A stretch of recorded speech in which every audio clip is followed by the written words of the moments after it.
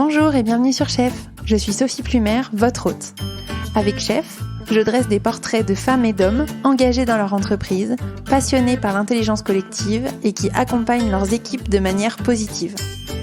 Chef, c'est le podcast de ceux et de celles qui sont convaincus que, comme moi, bienveillance et performance sont indissociables.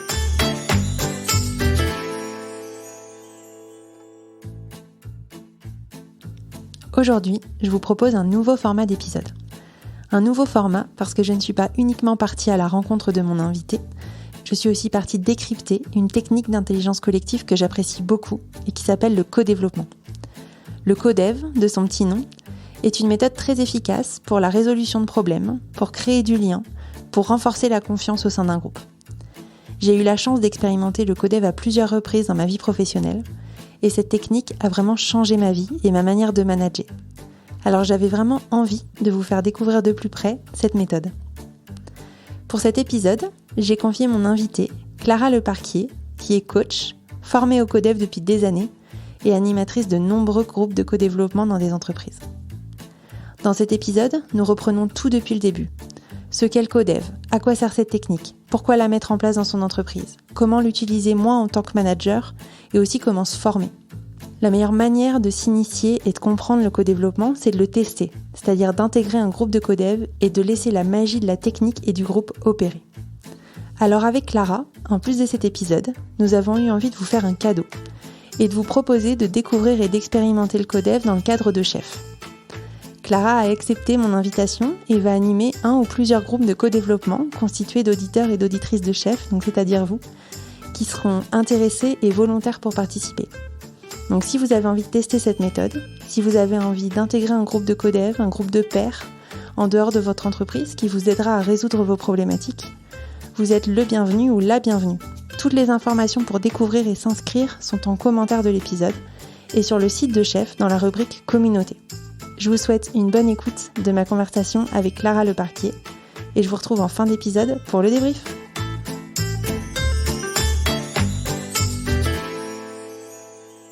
Bonjour à tous. Aujourd'hui, j'ai le plaisir d'accueillir Clara Leparquier sur Chef. Bonjour Clara. Bonjour Sophie. Bienvenue sur Chef. Merci de m'accueillir sur Chef. Ravie. Clara, tu es coach et tu es chef d'entreprise. Tu as fondé en 2013 MTH Coaching avec pour mission d'activer les talents au service de la transformation d'entreprise. Et aujourd'hui, je t'ai invité sur le podcast pour aborder une technique d'intelligence collective et de coaching collectif, le co-développement, une technique que j'apprécie beaucoup. Pour démarrer, je vais te poser la question, je vais dire peut-être signature du podcast. Quel chef tu es et aussi quel coach tu es? Alors, quel chef je suis? Je suis une chef d'entreprise à taille humaine. Et ce que j'apprécie particulièrement, moi, c'est de m'entourer d'une communauté de personnes en qui j'ai confiance, que je reconnais pour leur expertise et leur expérience. Alors, évidemment, des coachs, mais pas que, toutes les personnes aussi dont on a besoin pour faire fonctionner une entreprise. Et c'est vraiment mon mode de fonctionnement, de travailler en écosystème avec des partenaires et de développer des relations de confiance dans la durée. Donc c'est comme ça que je me qualifie en tant que chef. Et je parle aussi souvent, pas que en tant que chef d'entreprise, mais aussi en tant que personne. J'aime bien aussi parler de mon cercle de soutien. Et de dire il faut savoir bien s'entourer des bonnes personnes et selon les périodes de sa vie professionnelle comme personnelle, qui sont les personnes qui sont moteurs pour moi, qui croient en moi, qui croient en mes projets, qui m'aident à avancer. Voilà un autre terme que j'aime bien. Et du coup, en tant que chef, ce que j'apprécie, c'est le partage avec les personnes. Moi, je connais tout à fait mes limites à tous les sens du terme, et donc aussi bien mes limites en termes de compétences. Et donc, je suis pas celle qui sait tout faire, et donc il y a des personnes qui font très bien certaines choses beaucoup mieux que moi, et donc je fonctionne comme ça. Voilà. Et quel coach es-tu? Quel coach je suis? Alors, ça c'est une bonne question. Alors, je me définis comme une coach pragmatique. Et je mets souvent mon esprit d'analyse au service de mes coachings et de mes clients. Ça se ressent dans mon questionnement. Je vais par moment un peu poser la question qui fait mouche, qui va permettre à la personne de voir la situation complètement différemment de ce qu'elle a l'habitude de voir. Et pragmatique parce que moi j'aime voir les personnes qui avancent, j'aime les voir se mettre en mouvement après la fameuse prise de conscience. Et je pense que parfois des formats un peu plus courts sont tout aussi efficaces et on peut aller plus rapidement à l'essentiel dans ce type de format. Et après, je suis quelqu'un qui, dans les séances de coaching, est très centré sur la personne et donc le client, le coaché. Et j'ai une très forte capacité de concentration aussi. Je pense que ça me caractérise pas mal dans mes coachings. Évidemment, j'espère que tous les coachs le sont, mais c'est quand même un retour que j'ai souvent. Et je suis dans ce qu'on appelle la confrontation bienveillante. Et donc je parlais parfois de la question qui fait mouche, mais c'est aussi parfois la question qui pourrait déranger, mais qui est posée avec beaucoup de bienveillance pour surprendre parfois, plus que déranger d'ailleurs, et se dire « Ah oui, effectivement, et si je voyais la situation comme ça ?» Ok. Et ça, c'est notamment l'approche systémique à laquelle j'adhère beaucoup, qui m'a permis d'avoir ce type d'approche. Ok, c'est très clair. On va aborder la notion du co-développement dans 2-3 questions. Avant, je voudrais continuer à te connaître un petit peu plus. Tu n'es pas né coach, tu as eu une carrière avant d'être coach. Pourquoi tu t'es formé au coaching à un moment donné de ta carrière ? Oui, alors moi j'ai une formation école de commerce et j'ai commencé au marketing puis contrôle de gestion où j'ai fait quand même 8 années au département finance chez Mondelez. Et c'est ma première grossesse qui a été le déclencheur, donc c'était en 2012. Et j'ai eu une grossesse compliquée qui m'a valu un arrêt assez long et donc un temps de réflexion assez long aussi. J'avais beaucoup de temps pour réfléchir. Et sachant que me trottait dans la tête depuis un certain temps l'idée de faire autre chose et je ne savais pas exactement quoi. Et ça a été le moment de me poser, de moi-même me faire accompagner par une coach. Assez vite est arrivé alors le besoin de donner du sens, d'être plus utile et donc d'être dans un métier de l'accompagnement. Donc il y avait plusieurs possibilités. Et petit à petit, j'ai creusé la piste du coaching. J'ai levé les freins aussi qu'il pouvait y avoir. T'es trop jeune, tu viens pas des RH, etc. Et je me suis dit, je pense que c'est possible et j'en ai très envie et je vais essayer et je vais me donner les moyens. Et donc, c'est comme ça que c'est parti. Évidemment, j'ai fait une enquête métier, j'ai vraiment creusé le sujet avec beaucoup de sérieux et j'ai trouvé la formation de coaching à HEC. Je me suis dit, c'est celle-là qu'il me faut, c'est celle-là que je veux faire. Donc, je me suis inscrite, j'ai été prise, très heureuse et j'ai pu la démarrer quelques mois après la naissance de ma fille. Et ça a été une vraie révélation et une année, souvent, je dis, de transformation. C'était vraiment pour moi la découverte d'un monde complètement inconnu. J'avais l'impression que quelque part on m'allumait la lumière en fait, et je me suis dit mais si ça me fait ça, ça va, c'est forcément que je suis pas la seule qui n'a pas ces clés pourtant simples en fait à activer. Et donc voilà, c'est venu confirmer ce choix. Et après je me suis formée à plein d'autres choses, certaines choses en parallèle de ma formation de coaching à HEC qui s'étalait sur 1 an, et puis d'autres dans les mois ou les années qui ont suivi pour venir compléter cette formation qui est très générale et qui permet de tout voir. Et c'est d'ailleurs à HEC que j'ai découvert le co-développement dans un des modules. Et je me suis dit, il faut absolument que j'aille plus loin et que je creuse et que je me forme vraiment. Justement, on en parle. Venons-en au fait. Est-ce que tu peux nous expliquer ce que c'est que le co-développement ? Alors, le co-développement, c'est une approche qui vient du Canada, qui a été développée par Adrien Payette et Claude Champagne dans les années 90, au départ autour d'une population de gestionnaires et de soignants. Et c'est un type d'animation qui se situe entre la formation et le coaching et qui permet aux personnes de se développer, de développer leur pratique professionnelle au contact des autres.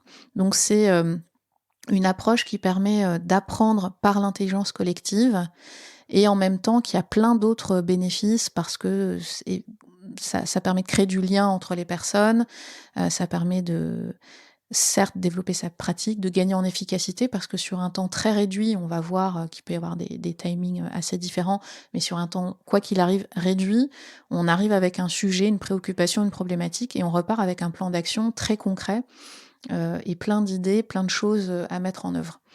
Donc le co-développement, c'est une approche qui est structurée et structurante, qui est très pragmatique aussi. Ok, donc c'est une méthode d'intelligence collective pour qu'on comprenne peut-être mieux ce que c'est. Est-ce que tu peux nous dire ce qui s'y passe dans une session de co-développement? Combien de personnes il y a?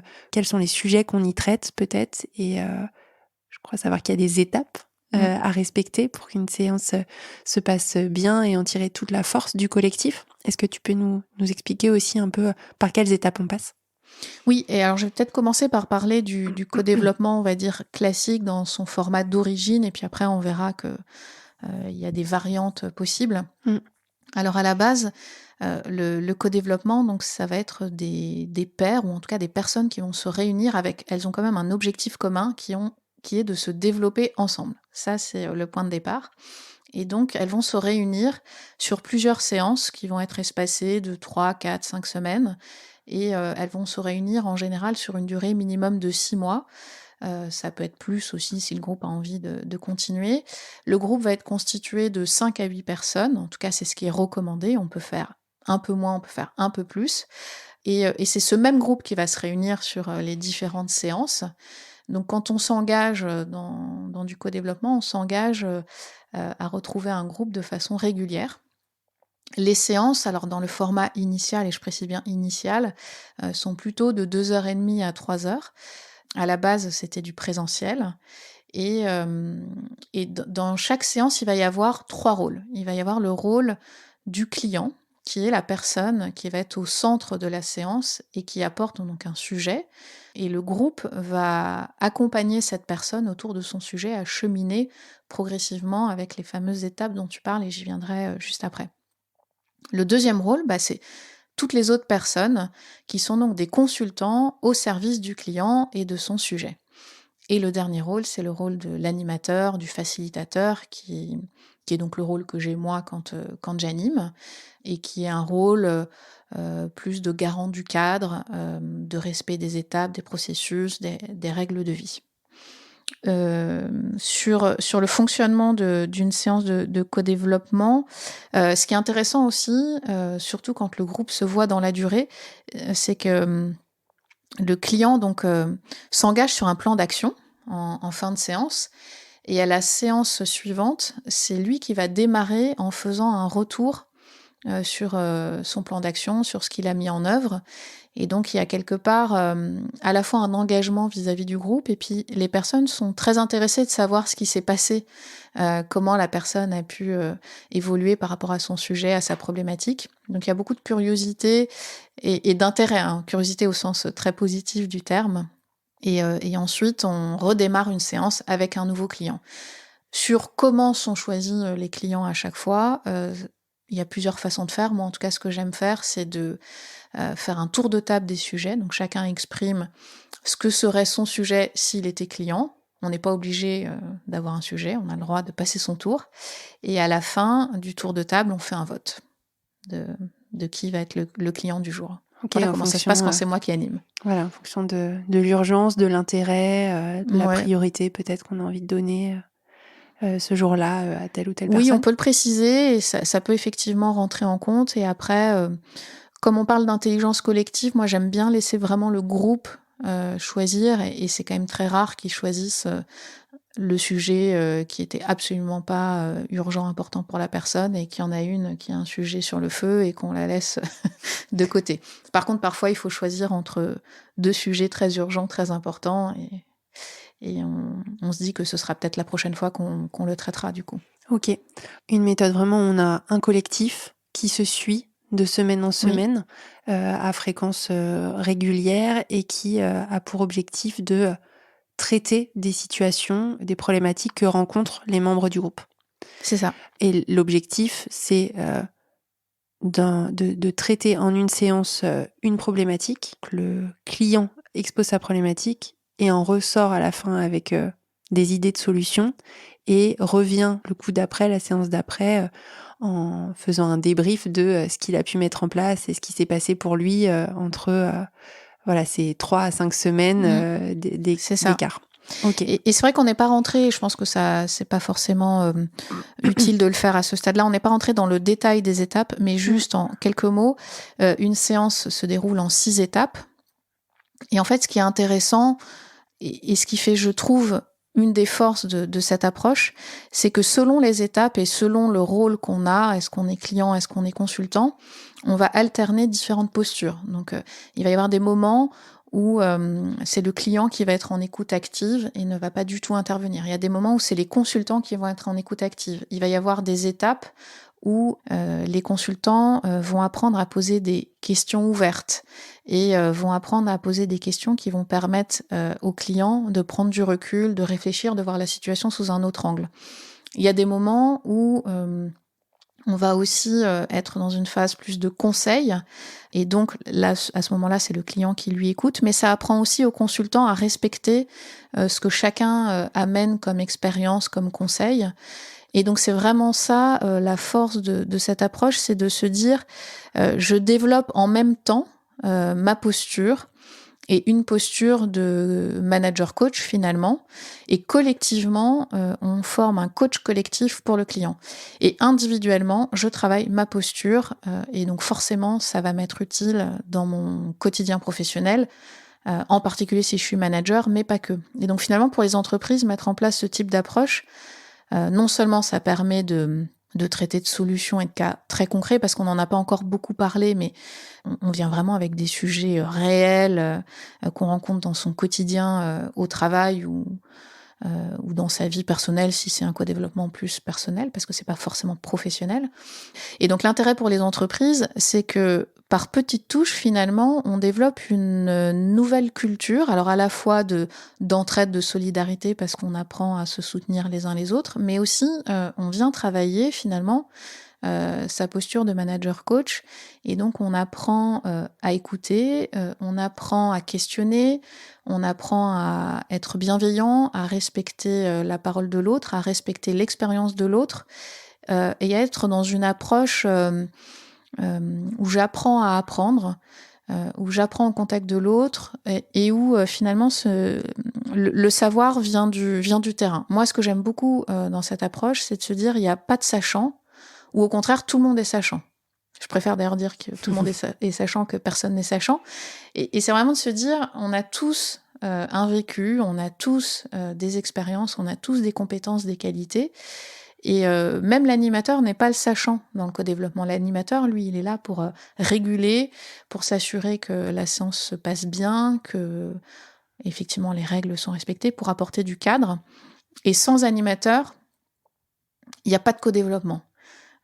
Ça, c'est important à préciser. Il faut un animateur pour qu'il y ait du co-développement, parce que sinon, justement, tout ce qui fait la force de l'approche et qui permet en quelques heures, voire parfois à peine 1 heure, 1 heure et demie, d'arriver à des solutions très concrètes. Et peut-être aussi, autre chose à préciser, on a parlé de l'approche, on va dire, originale, initiale. Évidemment, entre-temps est arrivée la crise sanitaire qui déjà a fait que ceux qui ne s'y étaient pas encore mis, moi j'avais déjà commencé un tout petit peu, quelques mois avant, à animer à distance. Et là, ça s'est vraiment, comme le coaching, démocratisé. Donc déjà, ça a été un premier changement. Et pour le co-développement, je pense que ça s'est fait après le coaching. Enfin, je veux dire, le coaching, ça fait déjà vraiment plusieurs années qu'on coach à distance. Le co-développement, c'était encore très en présentiel. Et autre chose, l'accélération des rythmes et le fait qu'effectivement, s'inscrire dans un codev plus classique, ça peut être lourd en termes de temps si on doit se dégager des demi-journées régulièrement. Et donc, de plus en plus, aujourd'hui, les entreprises nous demandent des formats plus courts, d'1 heure et demie. Ça peut parfois aller jusqu'à 1 heure. Moi, j'aime bien le format 1 heure et demie à distance. Donc, ce qui se fait de plus en plus dans les entreprises, maintenant, c'est des formats d'1 heure 30 à distance. Et c'est assez pertinent, efficace. Et on peut faire beaucoup de choses dans ce format-là. Donc voilà, aujourd'hui, ce qui se pratique le plus, en tout cas de mon expérience en entreprise. Je vais tirer un peu le fil de ce que tu es en train de nous dire. Pourquoi une entreprise peut mettre en place et peut-être doit mettre en place le codev auprès d'une population, ses collaborateurs, ses managers ou autres, et peut-être comment le faire? Alors pourquoi, j'ai envie de dire, ça va dépendre de leur contexte, de leurs enjeux, mais je trouve que aujourd'hui, quand on se dit qu'on est 18 mois post-crise sanitaire, qu'on se dit que les principaux enjeux des entreprises, c'est, en tout cas pour moi, l'urgence, c'est de recréer du lien, de remobiliser les équipes, les réengager, ça me semble être une solution tout à fait adaptée à cette situation et aux enjeux des entreprises. Parce que très rapidement, finalement, dès la première séance, il se passe quelque chose entre les participants qui vivent quelque chose de fort. Et souvent, en fait, si l'entreprise n'a pas pris l'initiative de les réunir, eux-mêmes ne se seraient pas réunis. Et souvent, c'est ce qu'ils se disent en sortant. Ils se disent mais pourquoi nous, spontanément, on pense pas à se parler, on pense pas. Je pense notamment à des communautés de managers qui parfois agissent un peu seuls dans leur coin, ont des difficultés finalement, ils se rendent compte en codev que leurs difficultés sont les mêmes que celles de leurs collègues managers, mais qui se parlent pas suffisamment entre eux, alors parfois par pudeur, parfois parce que ils n'ont pas le temps ou qui pensent que ça n'intéresse pas l'autre. Et après, très souvent, les groupes, alors soit ils continuent de façon autonome, soit s'ils continuent pas, ça a de toute façon créé vraiment quelque chose entre les personnes. Donc pour moi, c'est un premier moyen de facilement et rapidement recréer du lien entre les équipes. Après, on l'a dit, on vient traiter de sujets concrets, donc on est quand même aussi pour une entreprise, c'est intéressant, c'est un gain d'efficacité aussi de se dire mes équipes, qu'elles soient managers ou collaborateurs, ont des difficultés et finalement en 1h30 ou 2 heures ou 2h30, elles repartent avec des solutions. Et ça permet aussi à des personnes qui parfois se sentent un peu isolées ou qui ont du mal à partager sur leurs difficultés, tout simplement de trouver du soutien, de se sentir écouté. Donc là, on est aussi dans un accompagnement d'une démarche aussi qualité de vie au travail. Donc il y a plein de raisons en fait de faire appel au co-développement. Ça peut être aussi dans des contextes très précis de transformation, de réorganisation, où on se dit qu'on a envie d'accompagner par exemple les managers autour de tous les sujets qui vont être liés à cette transformation, qu'ils puissent exprimer et partager leurs difficultés. Ça peut s'adresser aussi à une communauté RH qui a elle aussi à accompagner les transformations et qui peut rencontrer certaines problématiques. Et donc en fait, tout ça pour dire qu'on peut aussi, quand on décide de mettre en place du co-développement, cibler certaines catégories de population dans l'entreprise, soit de par leur métier, soit de par leur niveau hiérarchique, ou un enjeu commun qu'elles partagent à un moment donné. Et on pourrait aussi se dire, je fais du co-développement parce que je veux proposer à mes collaborateurs un espace d'écoute, un espace de partage et pourquoi pas se dire, ils amènent les sujets qu'ils ont envie d'amener. C'est pas forcément des managers, ça peut être des collaborateurs et leur proposer ça. Il y a presque autant de situations possibles qu'il y a d'entreprises. Ouais, peut-être si on peut spécifier des sujets très précis que tu as eu à traiter dans des groupes de codev pour que nos auditeurs et nos auditrices se rendent bien compte des sujets et de la valeur que ça peut leur apporter. Alors, tu parles de sujets qu'on va traiter sur une séance, ouais, c'est ça ? Sur une séance, quand on dit un client amène une problématique, il amène quoi comme problématique ? Alors, par exemple, un manager, il va pouvoir amener en séance une problématique du style. Il a un collaborateur qui peut être lui-même manager d'ailleurs dans son équipe, qui s'est mis en mobilité interne dans son entreprise, pour des entreprises qui fonctionnent par exemple avec ce principe-là, et puis qui, au bout de 6 mois, 1 an, n'a toujours pas de poste. Entre-temps, lui, comme il s'est mis en mobilité, quelqu'un d'autre le remplace. et lui n'a pas de poste. Et donc la question du manager, c'est comment j'accompagne cette personne dans cette période de transition, comment je garde la motivation, comment je l'aide à trouver autre chose, et sur quel type de mission est-ce que je peux le mettre aussi pendant cette période intermédiaire. Donc ça peut être un sujet que j'ai eu récemment. Des sujets aussi en lien avec la crise sanitaire, d'un manager qui va partager les difficultés qu'il peut avoir avec un collaborateur qui a du mal à revenir sur site, même de façon, on va dire, hybride, mais qui a été habitué à être 100% en télétravail et qui montre un peu de réticence à revenir au site quand ses collègues, eux, sont revenus. Et donc, on va traiter de ce sujet-là pendant la séance. Toujours sur le sujet qui est quand même assez récurrent en ce moment, du retour sur site post-Covid, ça peut être la réflexion d'un manager, mais plus globale pour son équipe, de comment est-ce que je peux impliquer mon équipe dans la définition de nos nouveaux modes de fonctionnement, de nos nouveaux modes d'organisation. Donc ça va au-delà de télétravail et travail sur site, mais voilà, on va ensemble avec le groupe réfléchir, lui et son équipe, comment est-ce qu'il peut organiser ces nouveaux modes de fonctionnement. Quand on n'est pas, par exemple, sur des sujets managériaux, ça peut être quelqu'un qui se pose des questions sur la prochaine étape de sa carrière professionnelle, qui a, par exemple, 2 pistes en tête dans son entreprise et qui se pose des questions et qui a besoin qu'on le challenge, qu'on l'aide à réfléchir, à voir la situation différemment. Ça peut être des questions aussi de positionnement d'une personne qui a du mal à s'affirmer, alors parfois face à sa hiérarchie, mais ça peut être aussi face à un client ou un partenaire. Et donc, on va travailler pendant cette séance autour de ça. Parce que ce qui est intéressant dans le co-développement, il y a le sujet, mais ce qui nous intéresse surtout, c'est comment la personne vit sa situation et quelle relation elle entretient avec sa situation. Et c'est vraiment ça qui fait qu'on va être sur des bons sujets de co-développement, en tout cas des sujets dans lesquels on va aller pouvoir tirer pas mal de choses.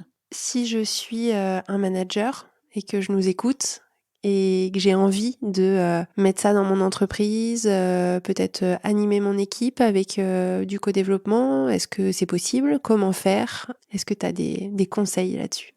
Alors alors moi j'ai un conseil déjà plus général et après je répondrai à ta question plus précisément. Je conseille souvent de diversifier les groupes. Plus il y a de mixité à tous les sens du terme, hommes-femmes, mais pourquoi pas entités, métiers, etc. Plus ça peut être intéressant. Et j'essaye d'éviter au maximum, en revanche, que soient mélangés les niveaux hiérarchiques et en particulier au sein d'une même équipe ou en tout cas entre des personnes qui pourraient se connaître, mais même parfois quelqu'un peut se sentir bridé si il sait que il y a un N+1, N+2, même si c'est pas le sien, dans le groupe. Donc moi, ma recommandation, mais ce n'est qu'une recommandation, c'est d'essayer d'éviter les mélanges de niveaux hiérarchiques. En revanche, après, plus on mixe, mieux c'est. Mais on peut aussi décider pour d'autres enjeux, de ne pas mixer et de vraiment réunir tous les managers d'un même département parce qu'on trouve ça pertinent par rapport à l'enjeu qu'on a, qui est de ressouder les liens au sein de cette équipe-là de managers précisément. Et donc pour ta question qui est, du coup j'imagine que tu anticipes un peu ma réponse, qui est donc, est-ce que c'est possible, est-ce que c'est pertinent? Alors c'est possible. C'est pertinent, ça va dépendre de l'objectif et surtout de ce qu'on en attend et de ce qu'on pense traiter. À partir du moment où le manager est présent et qui plus est, il anime la séance, quoique le fait qu'il anime ou qu'il anime pas, pour moi, ça change pas grand-chose.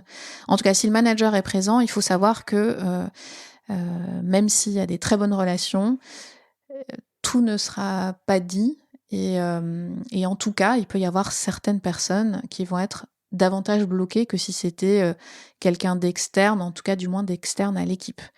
Donc il faut déjà avoir ce premier point-là en tête. Ensuite, ça veut dire quoi? Ça veut dire que on va pas traiter exactement les mêmes sujets. Donc ça peut fonctionner sur des sujets très opérationnels. Donc on est plus dans de la résolution de problèmes opérationnels et où on se dit on va les traiter ensemble et on va utiliser la structure du co-développement et la méthode du co-développement qui est assez efficace et qui donne finalement quelque part un guide pour le manager qui Du coup, ça le rassure aussi de pouvoir se rattacher à une méthode d'animation. Donc ça peut fonctionner. Et du coup, pour un même sujet qui pourrait être animé par quelqu'un d'externe, on ira peut-être un peu moins loin sur tout ce qui va pouvoir être de comment la personne se sent par rapport à cette situation, qu'est-ce qui est compliqué pour elle, mais pour elle personnellement, au-delà de sujets de préoccupation plus opérationnels. Donc c'est juste ça qu'il faut avoir en tête. Si on est plus sur des sujets opérationnels, on va un peu moins loin. Les collaborateurs vont peut-être être un peu plus réticents à partager les difficultés qu'ils peuvent avoir à titre personnel. Et donc c'est dans un autre cadre et avec d'autres enjeux qu'on pourrait l'envisager. Je me mets dans la peau d'un manager qui est très intéressé par ce que tu dis. Moi, quand j'entends intelligence collective, résolution de problèmes, efficacité dans la résolution de problèmes, création de liens entre des équipes, je me dis que j'aimerais bien soit faire partie à titre personnel d'un groupe de co-développement, soit voir comment soit je peux animer mon équipe avec toutes les nuances que tu as apportées, ou comment mon équipe ou mes collaborateurs peuvent être animés par du co-développement. Comment faire pour peut-être me renseigner, éventuellement vivre, expérimenter, peut-être faire appel à quelqu'un d'extérieur qui va m'aider à mettre en place cette démarche au sein de mon entreprise. Comment je peux avancer un peu pour intégrer cette pratique au sein de mon entreprise. Alors, déjà, j'aime bien ce que tu dis quand tu dis s'il veut la vivre. Parce que pour moi, le co-développement, ça se vit. Et d'ailleurs, les formations de co-développement, c'est essentiellement pratiquer en étant dans tous les rôles, évidemment. À la fois vivre ce que vit un client, vivre ce que vit un consultant, et puis évidemment animer si on veut se former à l'animation. En tout cas, ça se pratique et ça se vit et ça se ressent. Et souvent, les personnes ne savent pas trop à quoi s'attendre. Alors, je peux aussi raconter l'anecdote d'un directeur qui participait donc à du co-développement, où toute la ligne managériale, mais donc lui il était dans le groupe des directeurs, et où d'entrée il me dit qu'est-ce qu'on fout là, encore un truc qui sert à rien, et moi me bloquer 8 fois 3 heures, c'est pas possible. Et c'est celui qui est ressorti, mais assez rapidement, hein, dès la première séance, mais bilan incroyable après les 8 séances, parce que il a compris en vivant en fait, et en voyant à quel point c'était utile. Agréable aussi. Moi, j'ai envie de dire, c'est quelque chose qui est agréable et qui redonne beaucoup d'énergie, en fait. On arrive parfois un peu fatigué et on ressort plein d'énergie et plein d'envie. Pour expérimenter, il y a plusieurs façons. Alors, il y a des initiatives, il y a des groupes de co-développement qui peuvent se créer. Moi, par exemple, j'ai animé pendant plusieurs années du co-développement dans mon école de commerce pour les alumni, mais aussi dans d'autres écoles de commerce pour les alumni d'autres écoles de commerce. Donc, ce genre d'initiative peut exister. Il y a aussi des initiatives comme tu souhaites le lancer, mais je te laisse peut-être du coup en parler, puis après je reprendrai la parole. Ouais, effectivement, donc avec Clara, on va lancer des groupes de co-développement dédiés aux auditeurs et aux auditrices de chefs pour vous permettre à la fois d'expérimenter, d'apprendre, et puis surtout d'avoir un lieu et un espace de parole et de développement collectif, je veux dire, sûr, de confiance en dehors de votre entreprise, et puis qui vous permettent aussi d'être en relation avec d'autres auditeurs et d'autres auditrices de chefs pour apporter la diversité dont tu parlais en début de podcast. Voilà, en tout cas, ce sera avec plaisir qu'on vous accueillera dans ce nouveau format. Et alors après, si vous êtes un manager en entreprise et que vous vous dites j'ai envie de mettre ça en place, alors pour mes équipes ou pour moi et mes collègues, je pense que c'est indispensable de passer par les RH quoi qu'il arrive, hein, que ce soit pour leur proposer de monter vous-même en compétence sur le sujet ou de demander à votre entreprise de le mettre en place.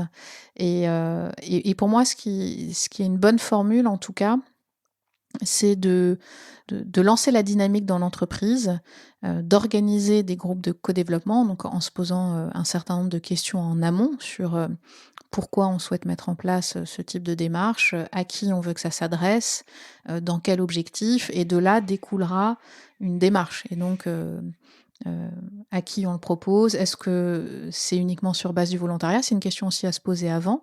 Ou est-ce qu'on oblige, entre guillemets, j'aime pas ce terme obligé, mais en tout cas, est-ce qu'on le rend obligatoire pour ce type de cible? Et ça peut faire du sens, selon toujours la même chose, selon l'intérêt et l'enjeu qu'il y a derrière. Et donc de constituer ces premiers groupes, par exemple sous forme de pilote, et ensuite de faire un premier retour d'expérience et de se dire comment est-ce qu'on déploie de façon plus générale. Est-ce qu'on continue de faire appel? Et donc dans cette phase-là, ça me semble important et plus efficace de faire appel à des professionnels de l'animation. Ensuite, est-ce qu'on déploie d'autres groupes? Si oui, qui les animent? Est-ce que c'est toujours des personnes externes? Est-ce qu'on fait monter en compétences en interne certaines personnes? Ça peut être des coachs internes qu'on forme, ça peut être des personnes du département RH, ça peut être tout simplement des collaborateurs ou des managers volontaires qui n'animeront pas forcément pour leur équipe. Et après, on peut aussi trouver le cas dont tu parlais tout à l'heure, d'un manager qui veut le faire pour son équipe, en ayant bien conscience des limites qu'il peut y avoir. Mais toujours se dire, on vit d'abord l'expérience, on participe à quelques séances, et ensuite, pourquoi pas développer la compétence en interne auprès d'un groupe. Là, ça me semble important que ce soit des personnes qui soient volontaires, parce que ça veut dire que derrière, elles vont avoir quand même un rôle et une responsabilité, qu'elles vont être sollicitées assez régulièrement pour animer ces groupes-là. Donc il faut que ce soit une démarche qui les intéresse et qu'elles aient envie, elles aussi, de transmettre et d'animer ce type de séance. Ok, c'est très clair. Est-ce que tu voulais ajouter une dernière chose peut-être sur ce thème du codev? Moi, ce que j'ai envie d'ajouter, c'est effectivement essayer, pratiquer, et vous verrez, c'est vraiment quelque chose de magique. Et ce que j'apprécie vraiment, parce que je l'ai un peu dit de façon diluée tout au long de notre échange, mais c'est vraiment ce côté très simple d'accès, et on rentre très vite dedans. Et moi, j'aime les choses simples et j'aime les choses pragmatiques. Et en fait, on est séduit tout de suite. Donc, essayez, et puis vous verrez, l'essai sera transformé. Merci beaucoup, Clara. Merci, Sophie. Alors, qu'avez-vous retenu de cet épisode sur le co-développement avec Clara? De mon côté, je retiens qu'on ne monte pas un groupe de codev dans son entreprise juste pour le plaisir. Il y a beaucoup de bonnes raisons de créer des groupes de co-développement, et donc la première chose à faire, c'est sûrement d'identifier ce qu'on cherche à faire avec ce groupe. Faciliter la résolution de problèmes, créer du lien au sein d'une équipe ou au sein d'une communauté, renforcer la confiance entre pairs, créer la transversalité entre services. Bref, cette technique est utile à bien des égards, mais c'est important de nommer ce qu'on veut faire pour adapter aussi la manière dont on va s'y prendre pour créer les groupes. Ensuite, je retiens aussi que la force de cette méthode, c'est la diversité. À titre personnel, j'avais surtout expérimenté le codev au sein de mon équipe, et c'était déjà très fort pour de la résolution de problèmes, notamment opérationnels, et de la cohésion d'équipe. Mais avec le témoignage de Clara, je comprends que le codev est aussi un moyen vraiment puissant d'ouverture à d'autres sensibilités, d'autres cultures, d'autres personnalités au sein d'une entreprise, mais aussi à l'extérieur d'une entreprise. Et c'est d'ailleurs justement ce qu'on veut vous faire expérimenter avec les groupes de codev de chef. Le troisième point que je retiens est sûrement le plus important, c'est que même s'il existe des ouvrages qui décrivent la méthode du co-développement d'un point de vue théorique ou académique, d'ailleurs Clara m'a conseillé 2 livres que je vous mettrai en commentaire de l'épisode, le plus important, c'est d'expérimenter, c'est de vivre le co-développement. Ce n'est pas une technique qui s'apprend dans les livres, et je suis bien d'accord avec elle, parce que c'est en l'expérimentant que moi j'ai compris la puissance de cette méthode. Voilà, c'est terminé pour aujourd'hui. J'espère que ce nouveau format vous aura plu, et surtout vous aura donné envie d'expérimenter le co-développement, de vous renseigner, peut-être de mettre en place aussi le codev au sein de votre équipe ou au sein de votre entreprise. Je vous rappelle, avec Clara, on lance des groupes de co-développement ouverts aux auditeurs et aux éditrices de chefs. On vous invite vraiment à vous inscrire, ça va être génial. Toutes les informations sont en commentaire de l'épisode. Je vous dis à la semaine prochaine. D'ici là, portez-vous bien. Kenavo!